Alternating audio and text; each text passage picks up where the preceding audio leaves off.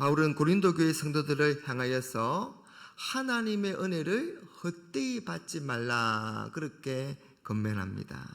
1절 말씀에 우리가 하나님과 함께 일하는 자로서 너희를 권하노니 하나님의 은혜를 헛되이 받지 말라.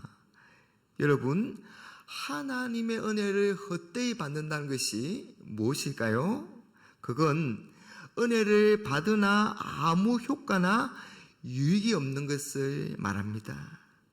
은혜를 받으면 그 은혜를 주신 하나님의 뜻이 우리 안에 이루어져서 은혜가 변화를 일으키고 큰 유익이 있어야 합니다. 그런데 은혜를 받고도 아무 변화나 유익이 없다는 것입니다. 아무런 열매가 없다는 것입니다. 바울은 이사야 49장 말씀을 인용하면서 하나님은 그의 백성들을 바벨론 포로에서 돌아오게 하셔서 고국에서 살게 하시는 은혜를 주시겠다 말씀하셨다는 것입니다. 그때가 은혜 받을 만한 때이고 그때가 구원의 날입니다. 이제 말씀 이르시되 내가 은혜 베풀 때에 너에게 듣고 구원의 날에 너를 도왔다 하셨으니 보라 지금은 은혜 받을 만한 때요 보라 지금은 구원의 날이로다. 여러분, 이 예언의 말씀은 예수 그리스도를 통해서 진정하고 완전하게 성취되었습니다. 그래서 누구나 예수님을 마음에 모시고 예수님을 영접하면 하나님과 화목하게 되고 새로운 존재가 되고 하나님의 백성이 되는 것입니다.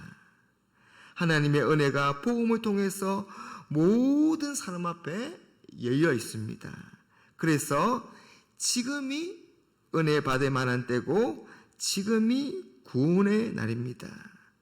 그리스도의 복음이 선포되는 이때야말로 구원에 이르는 기회입니다. 이런 기회를 놓치지 말고 하나님의 은혜와 하나님의 구원을 받아야 합니다. 그런데 고린도 교회 성도들은 이런 은혜를 받았음에도 그 은혜를 온전히 누리지 못함으로 은혜를 헛되이 받고 있다는 것입니다. 거짓 교사들의 책동에 적지 않은 성도들이 복음을 확신하지 못하고 흔들렸습니다. 그리고 복음을 전하는 그런 사도 바울의 사도됨을 의심하고 믿음으로서가 아니라 율법을 지켜야 구원을 받는다고 말을 합니다. 그들은 놀라운 은혜를 받았지만 은혜 받은 사람답게 살지 못했습니다. 얼마나 불행하고 얼마나 안타깝습니까? 여러분, 우리가 하나님의 은혜를 헛되이 받지 않기 위해서는 어떻게 해야 할까요? 먼저는 하나님의 은혜를 귀하게 여겨야 합니다. 여러분, 하나님의 은혜는 그냥 주어지는 것이 아닙니다. 여러분, 복음이 공짜라고 하나님의 은혜가 공짜라고 가벼이 여긴다면 큰 잘못입니다. 복음이 공짜이고 하나님의 은혜가 공짜인 이유는 우리가 가진 힘과 능력과 그 어떤 것으로도 그것을 얻을 수가 없기 때문입니다. 여러분, 우리가 하나님의 은혜를 받기까지에는 하나님께서 우리에게 긍휼을 베풀어 주셨습니다. 예수 그리스도의 귀한 보혈이 십자가에서 흘렸습니다. 그리고 전도자들의 수고와 헌신을 통해서 생명의 말씀이 전해졌습니다. 하나님은 복음 전파를 위해서 사람을 복음의 도구로 사용하십니다. 이것이 바로 하나님과의 동력입니다. 복음은 사역자들을 통하여 전파됩니다. 바울은 복음을 전하여서 고린도 교회를 세웠고 또 복음이 온전히 성도들의 마음속에서 자라도록 수고했습니다. 특히 바울은 자신의 연약함이나 실수로 인해서 그 복음이 방해가 받지 않도록 자신을 스스로 조심하며 평생 영적으로 긴장하며 살았습니다. 복음의 일꾼이 넘어지게 되면 사람들을 그를 통해서 복음을 들으려고 하지 않습니다.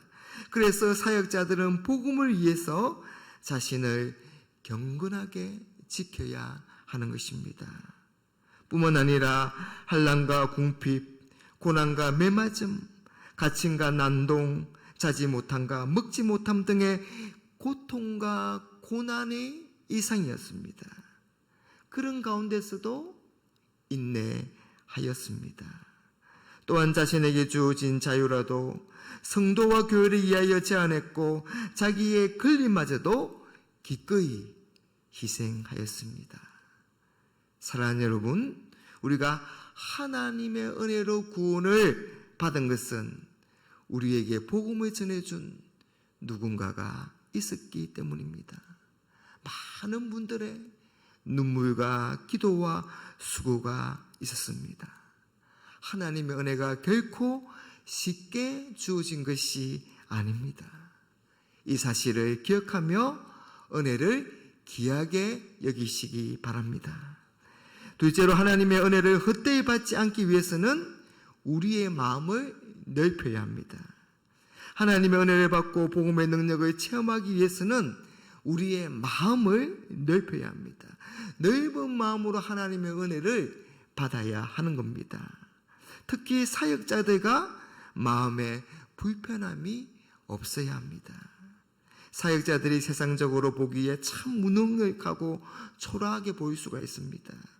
때로는 그들이 속이는 자라는 오해를 받기도 하고, 또 그들이 복음과 교회를 위해 받는 고난이 하나님의 징계인 것처럼 보이기도 하고, 가난하고 아무것도 아닌 자처럼 보이기도 합니다.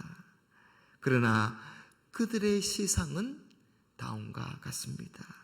8절 끝부분부터 우리는 속이는 자 같으나 참되고 무명한 자 같으나 유명한 자요, 죽은 자 같으나 보라 우리가 살아있고, 징계를 받는 자 같으나 죽임을 당하지 아니하고, 근심하는 자 같으나 항상 기뻐하고, 가난한 자 같으나 많은 사람을 부유하게 하고, 아무것도 없는 자 같으나 모든 것을 가진 자로다.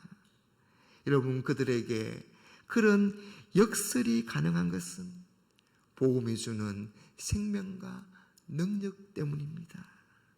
여러분, 사역자들과 관계가 불편해지면 은혜 받기가 어렵습니다. 하나님의 말씀이 하나님의 말씀으로 들리지 않습니다. 마음을 넓혀서 사역자들과 좋은 관계를 유지하십시오. 13절의 말씀, 내가 자녀에게 말하듯 하노니 보답하는 것으로 너희도 마음을 넓혀라. 그래서 하나님의 은혜를 제대로 은혜답게 받고 그 은혜에 합당한 삶을 살아가는 저와 여러분들이 되시기를 주님의 이름으로 축복합니다.